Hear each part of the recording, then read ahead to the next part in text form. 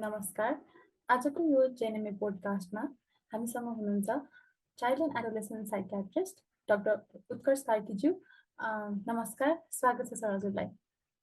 हजुर नमस्ते, thank you. Sir हुन्छ हैन, जस्तै अब एउटा रिसर्च के गर्ने भनेर त्यो एउटा प्लानिङको फेजदेखि अब कता पब्लिस गर्ने भनेर त्यो पब्लिकेसनको फेजसम्म आइपुग्दाखेरि हजुरको कन्टेक्स्टमा चाहिँ त्यो इनिसियल फेजमा म यो रिसर्च गर्छु भनेर त्यो इन्ट्रेस्ट फ्याक्टर चाहिँ के थियो हजुरको?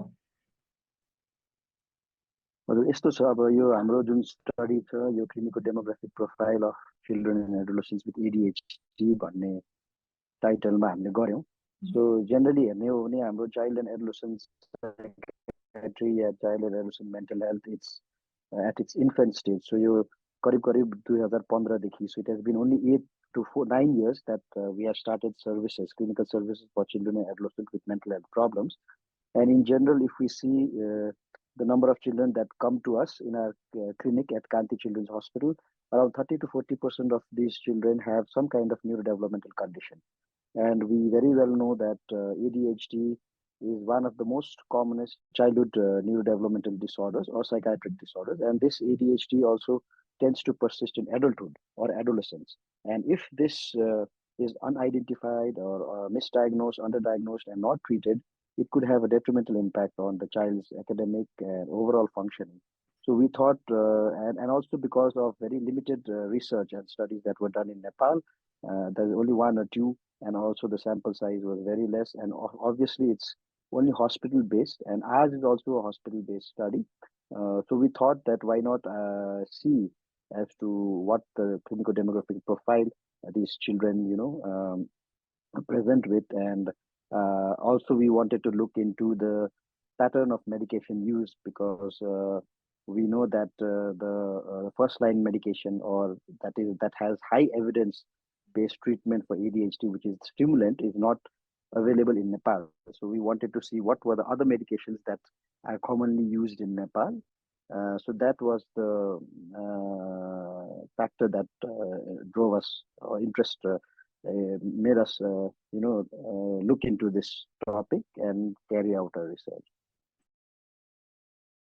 यो हाम्रो सेटिङमा चाहिँ इट्स भेरी रिलेभेन्ट भनेर त्यो रिलेभेन्स फ्याक्टर चाहिँ अझै कसरी बुझ्नु भयो?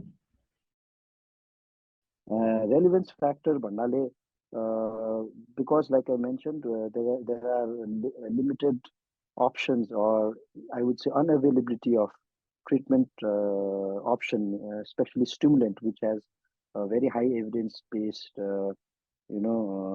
it's a very high evidence-based treatment option, and that's not available in our country due to various factors. So we wanted to highlight, or we also wanted to, it would also give us an insight into what other medications are being used.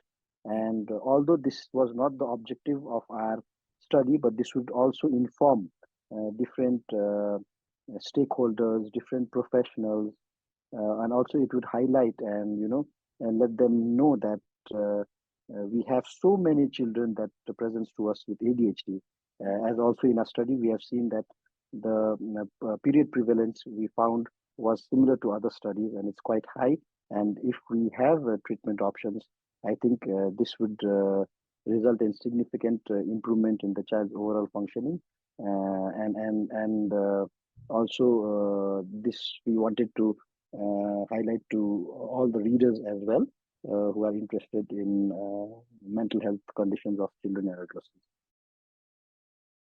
It was wonderful talking to you, sir. Go experiences or share गरिदिनु भयो. It was a very short podcast. त्यो पनि यो छोटो पोडकास्टमा पनि आएर आफ्नो experiences, आफ्नो इन्साइट्सहरू दिनलाई टाइम निकालिदिनु भयो. त्यसको लागि चाहिँ सम्पूर्ण जेएनएमए परिवारबाट धेरै धेरै धन्यवाद. नमस्कार. Thank you. Namaste. Thank you, sir.